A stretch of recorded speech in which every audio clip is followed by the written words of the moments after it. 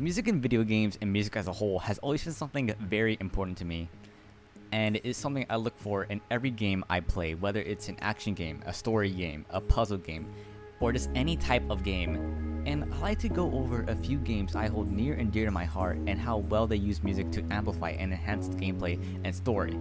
Those games being no other than Risk of Rain 2, Bloodborne, and Devil May Cry 5.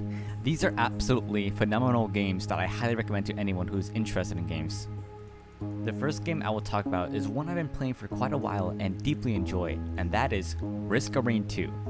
Risk of Rain 2 is an action roguelike third-person shooter game with an absolutely banging soundtrack made by the Crystal Dulu, who also goes by Astronaut Down, a bloody amazing composer for the game, and whose track, known as Who Can Fathom the Sound's Depths, made me actually tear up from how good it is. Like, just listen to this.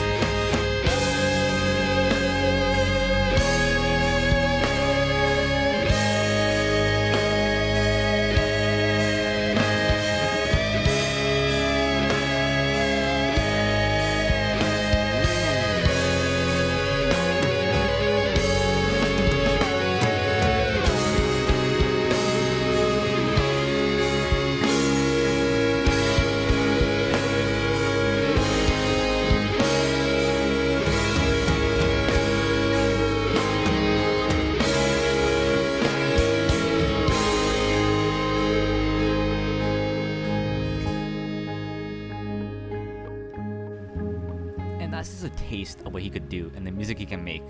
Another track that I think fits the context of the game and is enjoyable outside the game, and just fundamentally a really good track that showcases the talent, love, and passion that went into this track, is no other than The Face of the Deep.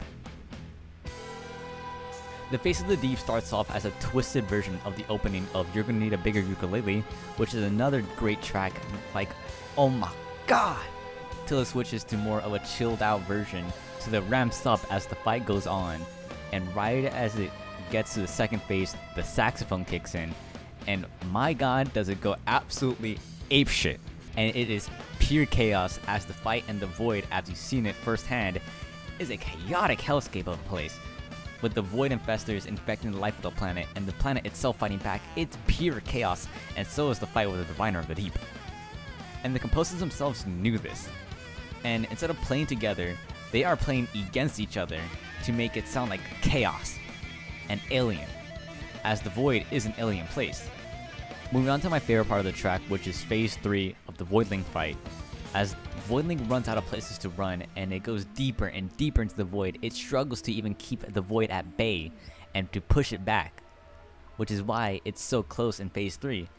All while you hear its panic and its final battle / rattle cry in the music of phase 3.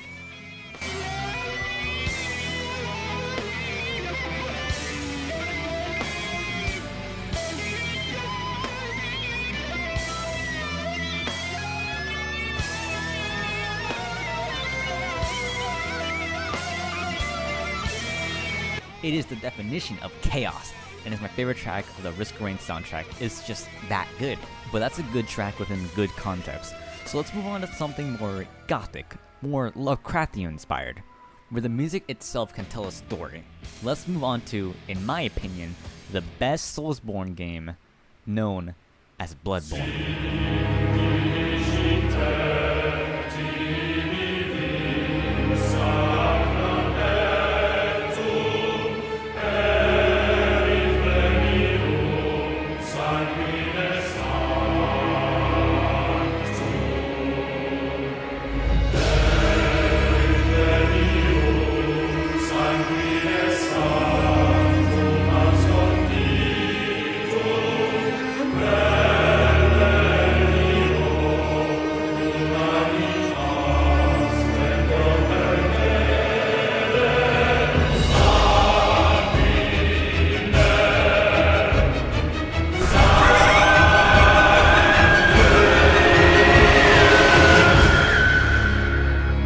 Favorite tracks from the game, and my third favorite boss. I say third because Lady Maria and Ludwig exist, but the third being the ignorant, screaming, flaming Lawrence, the first vicar. The The lyrics sing about Lawrence and the holy blood his church used, and how if you peer into a mystery, in this case the holy blood, and diving too far into something that no human should wander and use, a beast will peer into you, which is exactly what happened to those who lost themselves in the blood and transformed into hideous beasts, deprived of all humanity, and how you all should be aware that the blood is a blasphemy.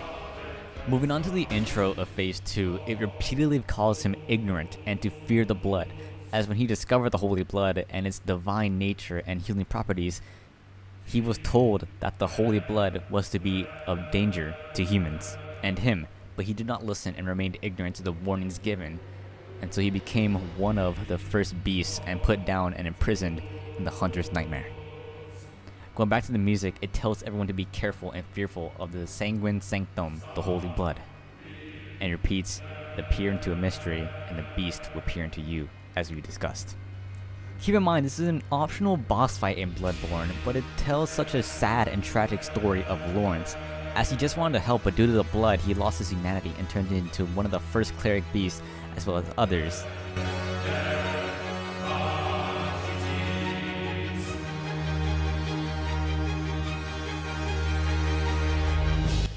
Moving on to more of a stylish character action hack and slash game from one of my favorite franchises of all time, Devil May Cry 5, and its dynamic music going with its combat.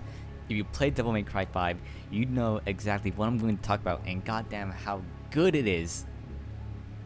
Each character in Devil May Cry 5 has a unique battle theme that tells its own story about the character, whether it's the hot-headed Nero, stoic Virgil, or any of the other characters. But I'm not here to talk about story. I'm here to talk about its perfect dynamic music and how perfectly it integrates itself into the gameplay. Devil May Cry was always a franchise about kicking your enemy's ass and looking goddamn cool while doing it, but Devil May Cry 5 takes it to the next level with its dynamic music, which, with each style rank, has a unique section of the character's battle theme to go alongside with it. Starting from rank D all the way up to the rank Smoking Sexy style, and when you're in combat, it just flows so well together, and once you get going, you're being teased and pushed with the A rank to finally achieve the S rank. The music also teasing you, but once you get that S rank, the music all comes together to give you one hell of a dopamine hit for your stylish plays.